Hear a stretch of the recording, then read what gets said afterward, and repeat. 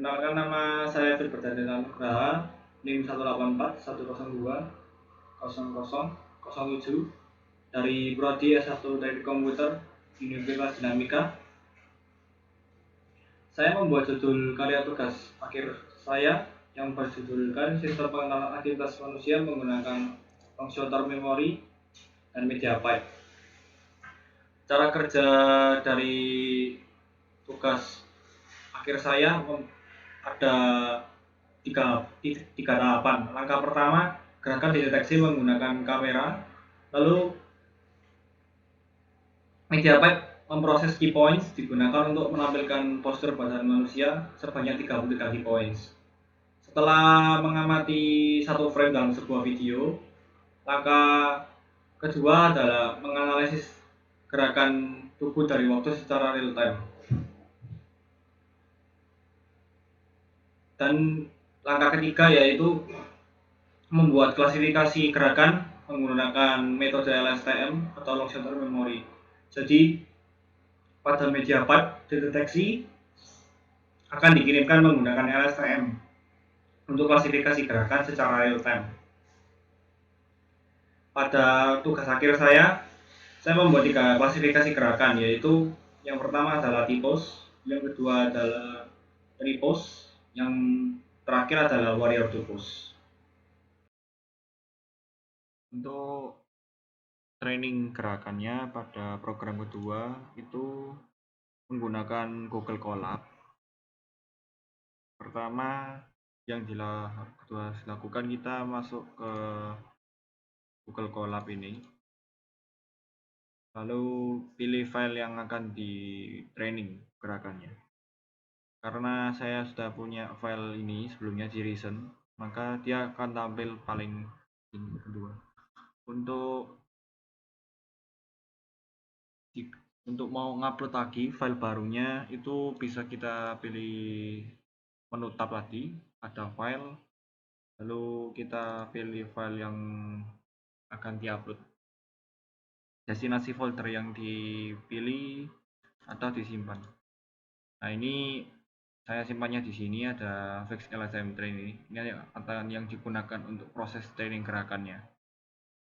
Nanti ketika sudah diupload, maka akan tersimpan seperti ini. Nah, jadi ini tinggal saya buka.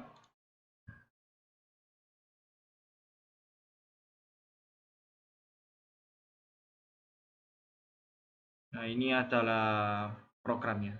Jadi pertama kita yang dilakukan itu men-training datasetnya dulu.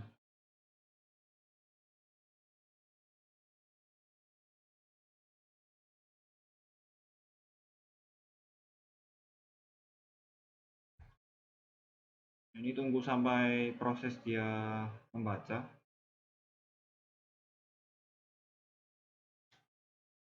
Dia busy. Karena not connected tuh runtime. Maka kita bisa save. Kita coba lagi.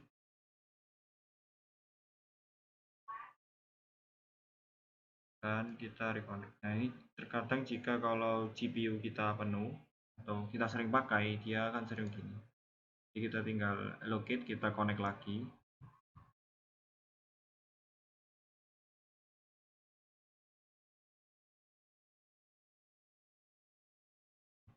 Nah, jika sudah connect, maka keterangannya ini. Pastikan tombol itu sampai centang. Nah, kalau sudah ada indikator centang, maka program bisa siap digunakan. Dari ini.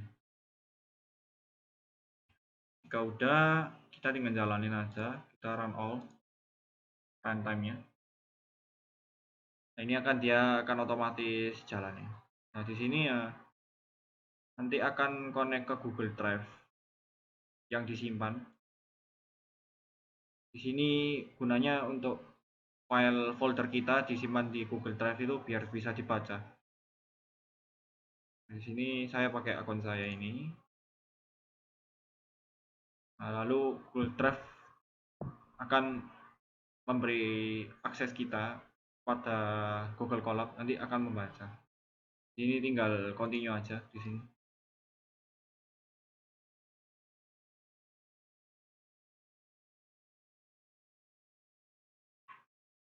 Ini tunggu sampai prosesnya ke mount atau kepasang.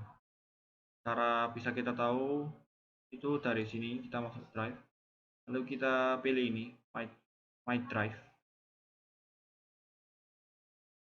kita turunin, terus kita pilih folder kita yang kita simpan, cari namanya folder yang sesuai, pastikan sesuai. Nah ini adalah folder yang sudah saya simpan sebelumnya. Nah itu kurang lebih seperti itu. Nah ini untuk library-nya. Jadi library-nya di sini menggunakan min_r requirement.txt. Jadi library ini digunakan untuk membaca library-nya secara keseluruhan. Jadi tanpa harus menginstal atau memanggil lagi satu-satu pada library. Jadi cukup kita ketikkan nama filenya yang dituju, namanya min_r, lalu nama filenya apa yang dibutuhkan. Jadi foldernya ada di sini. Untuk itunya kita masuk lagi, konten, my drive. Nah, di sini pilih folder TA. Lalu kita bisa pilih, nah ini requirement.txt ini adalah library-nya. Jadi dia akan baca satu persatu, oleh Google Colab akan diproses satu-satu sampai dia memenuhi kebutuhannya. Jadi ini, nah ini contohnya seperti ini. Ada frozen list. Nah, frozen list itu library juga. Nah, dia itu juga di-download juga sampai kebutuhannya terpenuhi. Di sini. Kurang lebih seperti itu. Nah, ini juga bernama Flux. Flux itu buat digunakan biar dia bisa berjalan di web. Ini tunggu sampai aja proses selesai. Proses pembacaan library-nya.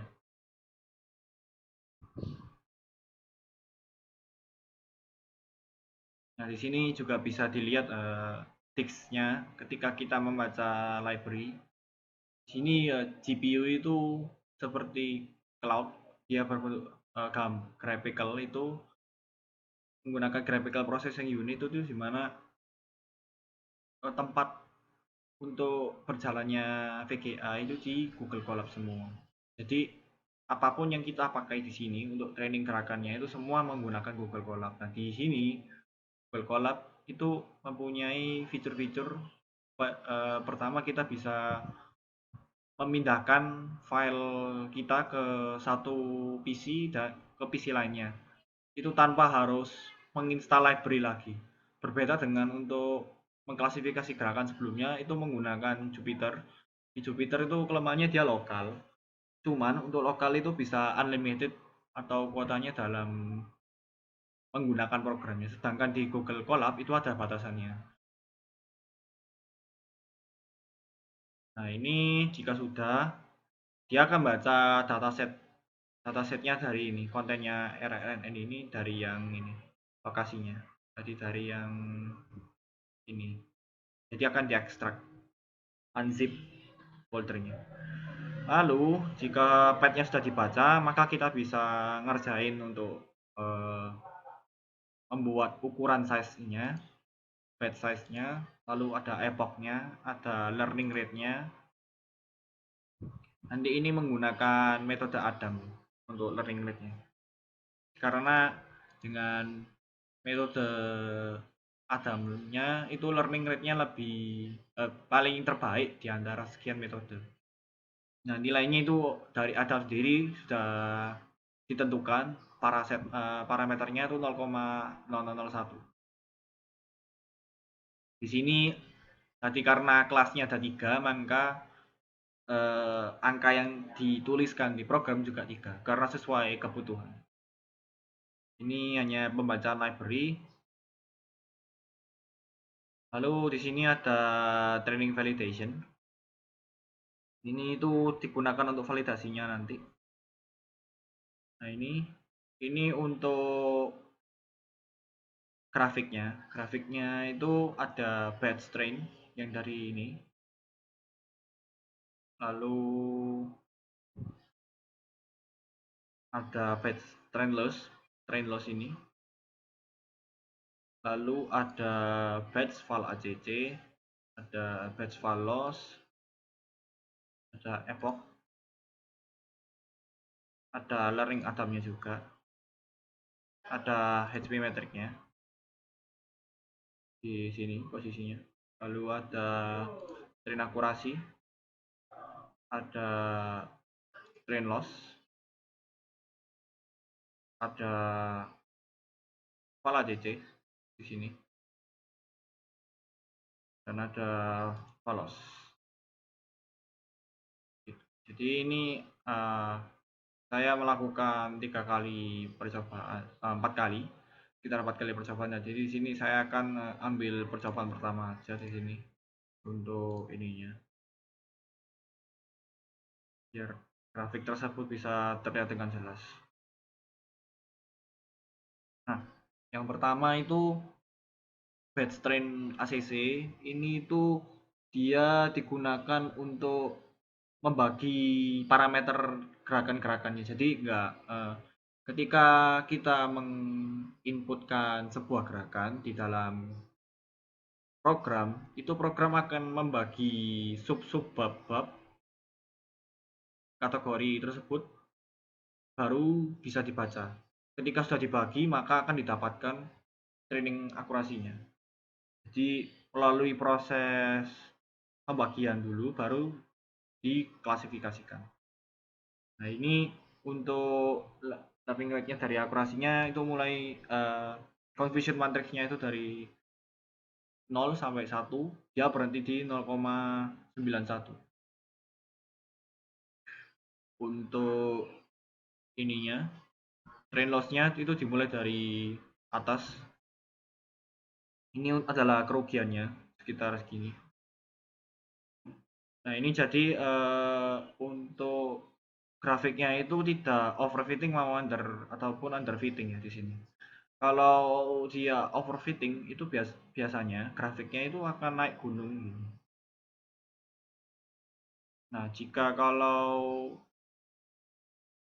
underfitting itu dia tidak mampu membaca data yang telah diklasifikasikan tadi. Jadi ketika dijalankan programnya dari klasifikasi gerakan itu dia tidak mampu membaca klasifikasi gerakan. Jadi dari grafik ini bisa dikatakan bahwa grafik itu mempengaruhi dalam akurasi keberhasilan kita dalam menjalankan program atau menemukan gerakan nantinya. Nah, untuk stepnya itu kenapa di sini menggunakan step? Ini karena hanya kok pilihan kebutuhan aja. Sebenarnya bisa digunakan untuk epoch, namun saya menggunakan step karena dalam pembacaan itu lebih mudah di sini. Jadi 18.000 step itu dari didapatkan epochnya kan di sininya itu 400 ininya. Lalu untuk training data keseluruhan ini jika digabung semua itu ada 72.000 data.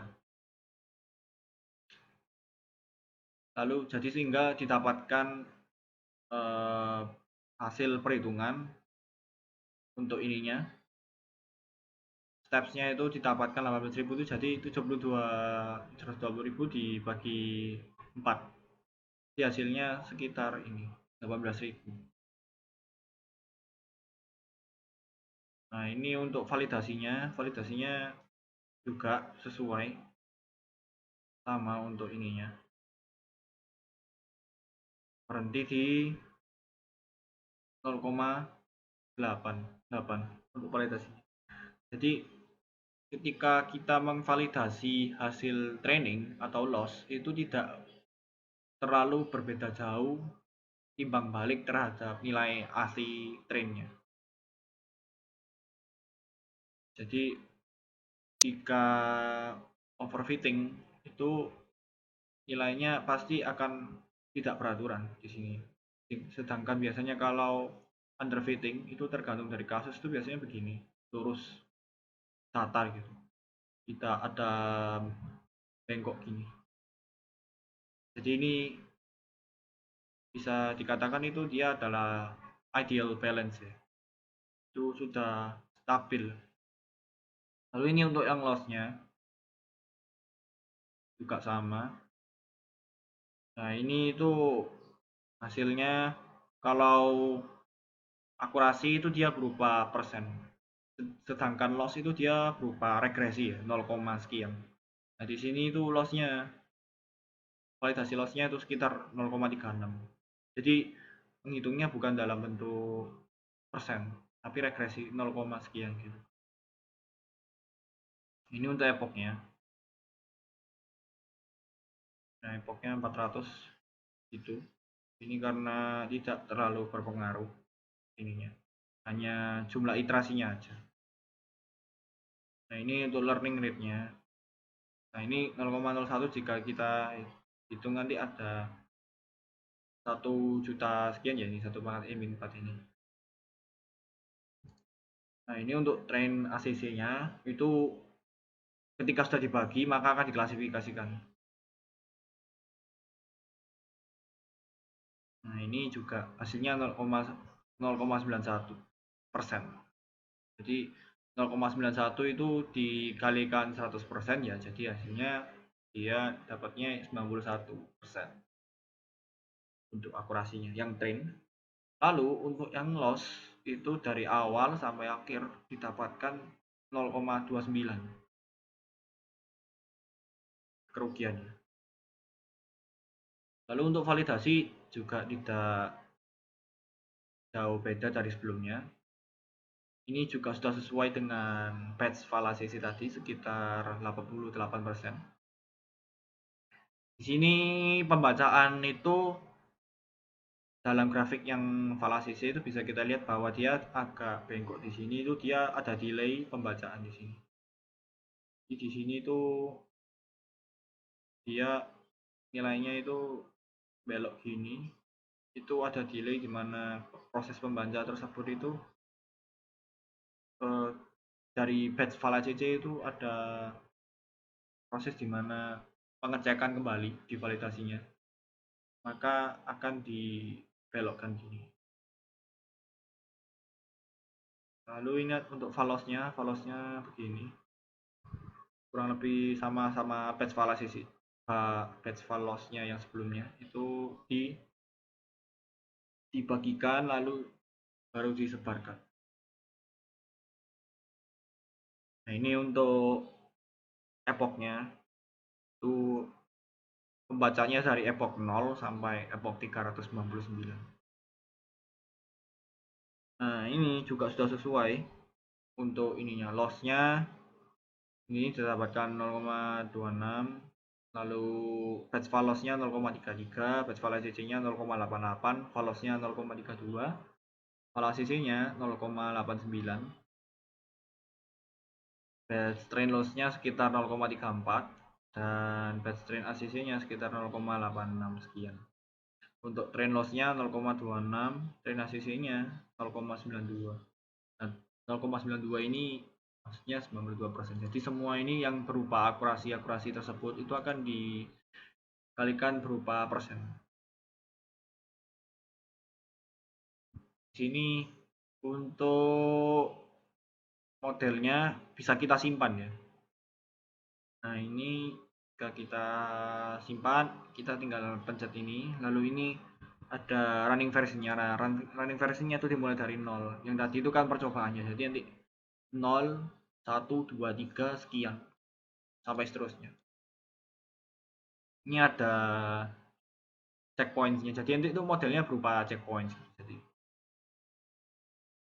nah itu seperti itu. Lalu ini untuk CKP filenya itu akan disimpan dalam bentuk CKPT filenya yang akan disimpan. Jadi contoh ketika saya mau mencetak CKPT filenya itu berupa gini epochnya. Nah, ini stepnya sekian, ini epoch yang berhasil dibaca. Lalu untuk lightning long versionnya itu ada di sini. Jika kita mau buka itu ada di lightning long sih. Lightning logs-nya bisa kita lihat. Nah, ini ada versinya. Nah, ini akan tersimpan di sini karena saya sering riset untuk versionnya. Itu berapa kali percobaan, jadi saya riset terus untuk grafiknya. Jadi untuk file CKPT-nya itu seperti ini. Nah, itu epochnya 398, lalu 17958, 17954. Jadi itu hampir 18.000 ya. Bisa dikatakan 18.000. Nah, ini untuk program trainingnya. Ya, sekian dari penjelasan saya untuk program training. Mohon maaf bila ada salah kata yang belum saya sampaikan atau salah arti dalam penyampaian program ini. Terima kasih. Ya, di ini ada dua klasifikasi program. Pertama, di tugas akhir ini ada klasifikasi gerakan untuk media pipe dan LSTM-nya. Sedangkan gerakannya di training menggunakan LSTM juga di program kedua ini. Untuk menjalankannya, pertama masuk ke sini, ke Jupyter.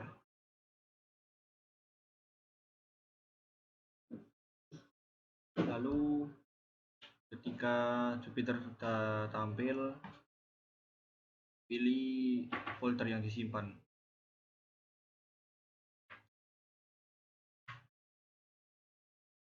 Di sini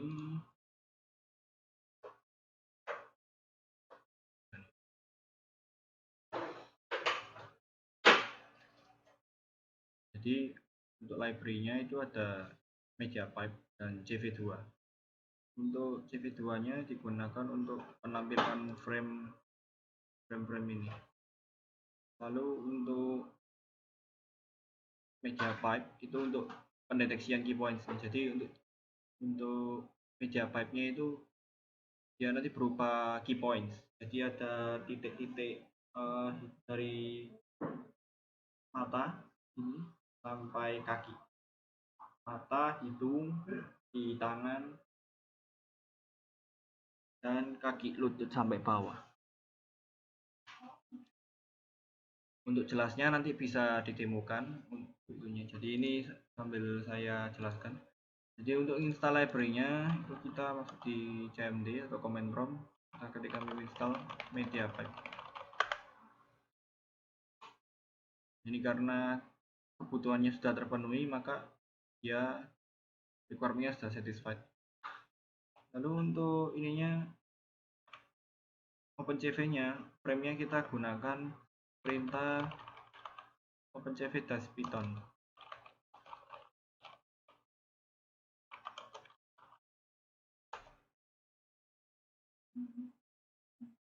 Nah, jika sudah, maka kita bisa tutup command prompt-nya dari perintah ini. Nah, ini kita run programnya di sini sambil saya jelasin juga. Sini adalah tempat inisialisasi kelas pose, pembuatan function dan pembuatan key points-nya.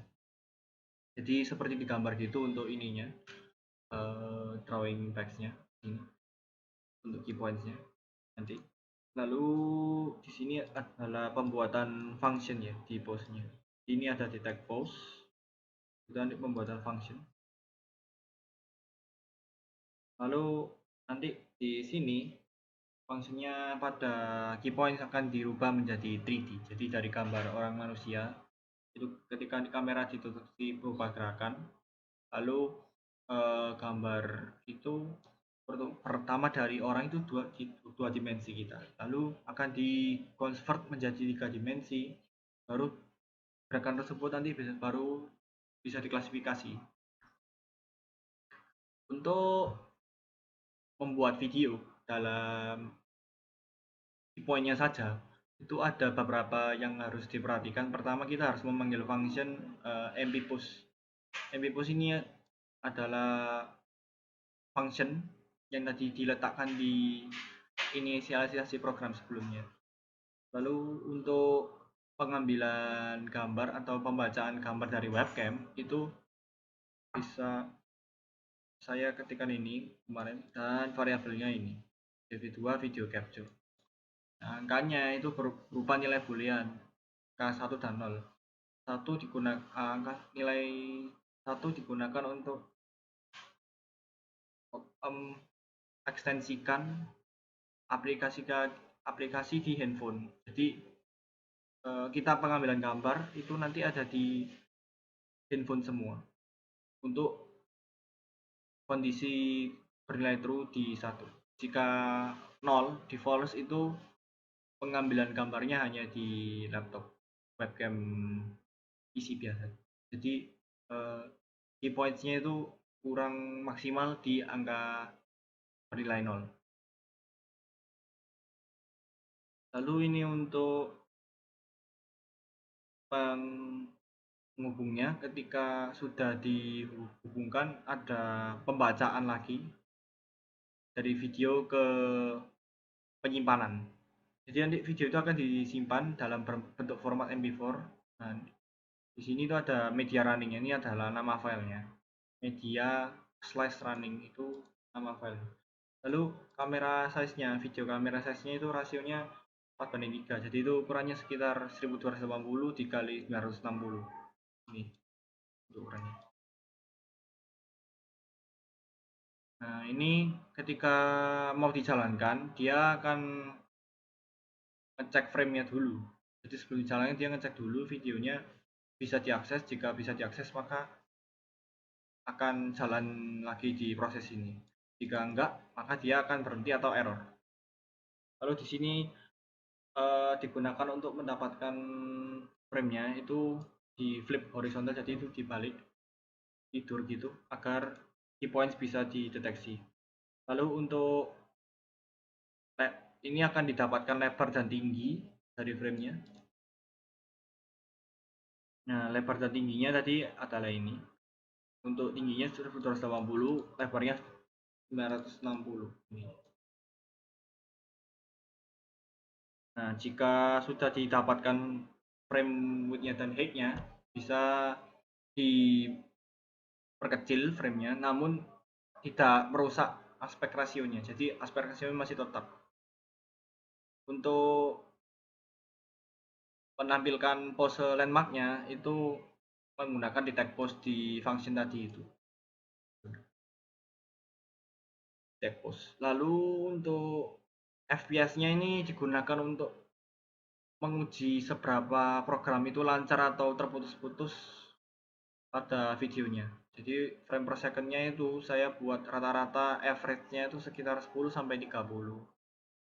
Ini nanti warnanya, labelnya warnanya hijau dari ini. Format ini 0,255,0. Jika benar maka akan ditampilkan frame labelnya bernama ini, pose detection. Jika ingin mengakhiri program pada key points, itu tekan tombol escape di keyboard Anda. Jadi seperti ini kita play di sini. MP pose-nya kita play dulu. Nah, di sini. Nah, ini contohnya nih adalah FPS-nya rata-rata. Nah, kenapa gambarnya masih oranye? Itu karena belum disambungkan dengan aplikasi yang tadi saya bilang di handphone. Nah, di sini saya menggunakan aplikasi DroidCam. Mungkin ada banyak aplikasi yang lain bisa untuk digunakan, tapi di sini saya menggunakan DroidCam. DroidCam itu ini. Jadi ibaratnya untuk DroidCam-nya klien itu maksudnya untuk laptopnya itu sebagai penggunanya, si user atau si sendernya atau subscribernya itu. Lalu untuk publishernya ada di HP yang ngirim. Jadi pastikan di HP ini itu akurat sesuai IP-nya, sesuai ada yang di IP-nya ini. Jadi ini tergantung dari internet kita ya. IP-nya selalu berubah-ubah. Untuk portnya pasti selalu sama 4747. Lalu jika udah yakin IP-nya sudah sesuai IP di HP sesuai di HP juga, kita bisa tekan tombol start. Nah, ini adalah kamera depan, maka dia terlalu zoom. Nah, jika ingin merubah tampilan belakang, maka sambungkan aja lagi.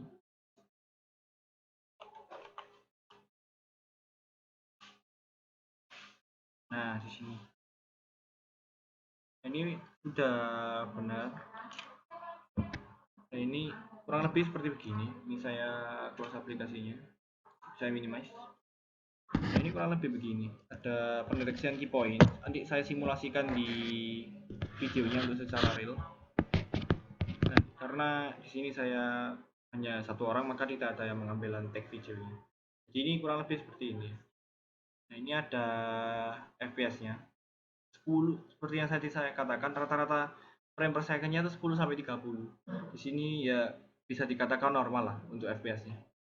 Ini jadi tidak terputus-putus ya. Ini dari key point-nya di sini itu ada dari bawah sini, lalu membacanya dari tepi ini, outer tepi mata kanan atau tepi kiri juga, lalu agak masuk di sini mata, lalu di sini ada pembacaan agak tengah, itu ada di kornea bola mata kita, lalu di sini ada bahu, hidung dan mulut. Jadi titik-titiknya di sini bisa jelas. Lalu itu sekilas tentang untuk key points-nya. Lalu untuk gerakannya bagaimana? Kita buat lagi function lagi bernama classify pose. Jadi ketika ini sudah habis, ditekan tombol escape, maka kita bisa menghitung angle sudut yang kita perlukan. Jadi seperti yang saya katakan, ada 33 key points. 33 key points ini dibagi menjadi subset satu-satu lagi. Jadi satu landmark itu isinya 11 di sini untuk ininya. Lalu untuk landmark 2 juga begitu. Juga 11 dan landmark 3 adalah 11. Nah, di sini lalu untuk menjalankan function classify pose-nya itu maksudnya adalah classify pose-nya adalah fungsinya. Jadi ini digunakan untuk mendapatkan angle dari key points kita tadi, yang seperti tadi saya demokan di key points itu hanya meletakkan titik-titiknya saja. Jadi dari sini yang akan diambil itu dari sikut kiri, sikut kanan, lalu bahu kiri dan bahu kanan, lalu lutut kiri dan lutut kanan. Lalu di sini seperti yang saya katakan, saya mempunyai 3 klasifikasi gerakan. Yang pertama adalah warrior to pose dan deep pose. Nah, perbedaan dari kedua gerakan tersebut itu adalah kakinya yang menekuk. Nah, sedangkan kedua lengan bahu itu lurus 180 derajat.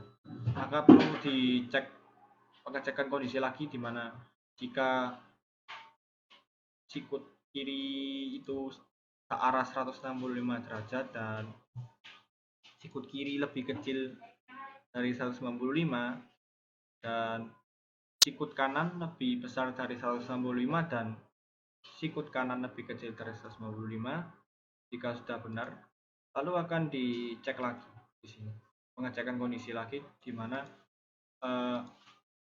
kedua bahu itu sudah spesifik angle-nya. Nah, jadi kedua ini, jika kita membentang tangannya itu pertama akan diklasifikasikan sebagai kipus. Lalu bagaimana jika bisa dikatakan dengan warrior to pose? Warrior to pose itu kakinya, dilihat di sini. Nah, jika salah satu kaki lurus, lalu semisal kita kaki kiri menekuk baru searah 90 derajat sampai dia benar-benar rekuk, maka ia bisa dikatakan sebagai warrior to pose. Nah, lalu untuk tipos sendiri tadi saya bilang itu hanya membentangkan kedua tangan itu lurus saja dan kaki lurus gitu aja. maka dia membentuk huruf T, bisa dikatakan labelnya tipus. Lalu jika tripos bagaimana? Nah, tripos ini kaki kiri kita itu bertumpu pada paha kita di sini, jadi bertumpu pada lutut, ya, salah satu kaki. Jadi gerakan ini tuh digunakan untuk menyeimbangkan postur tubuh badan kita. Nah, jika benar, maka tadi labelnya berwarna hijau. Nah, jika salah, warnanya non-pos ini dan warnanya merah.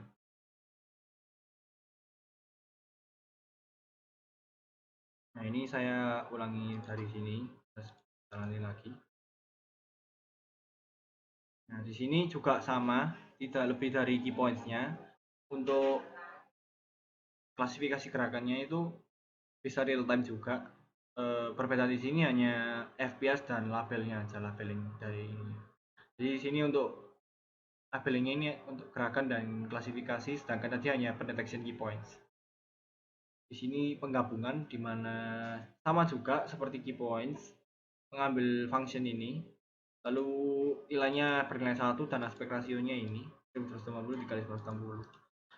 Labelnya di sini adalah post classification, sedangkan yang tadi adalah post detection. Ini frame-nya juga sama, akan dibaca dulu. Jika yang frame-nya tidak benar, maka akan di stop. Nah, ini lalu ketika sudah berjalan, nantinya akan di flip frame lagi, ditidurkan horizontal, lalu didapatkan tinggi dan lebarnya ini dari frame-nya. Jadi dari yang ini kurang lebih hampir sama dari post detection, hanya label dan proses fungsinya yang berbeda. Jika kita jalankan, maka akan seperti ini. Di sini saya akan mencobakan satu gerakan, dan sisanya 2 gerakan saya akan simulasikan di video cuplikan nanti. Jadi ini seperti begini. Ketika kita di sini, ini pastikan angle-nya benar. Nah, karena angle-nya ini saya mempunyai di sini ruangan yang sempit, jadi tidak bisa saya ketemukan dengan ini. Ini kurang lebih begini. Nah, itu ada dia bernama tipos. Nah, ini kalau lebih seperti itu, maka pada klasifikasi gerakannya bisa dikatakan tipos karena hanya membentangkan kedua bahu lurus searah 180 derajat. Nah, di sini ya, jika tadi bisa dilihat, ketika warnanya salah, warnanya dia akan selalu merah dan tulisannya unknown pose. Itu karena kita belum mengklasifikasikan gerakan. Jadi di sini terjadi 3 kondisi tadi yang sudah saya jelaskan tadi di sini. Ini. Lalu untuk ininya, droid cam-nya itu dia selalu berupa ini ya, jalan terus. Jadi ketika droid cam-nya ini mati, maka otomatis dari si program ini tidak akan bisa pernah membaca lagi, dan kita harus menggantikan nilai itu adalah 0 dari ininya. Ya mungkin untuk ininya bisa ditampilkan di video berikut ini.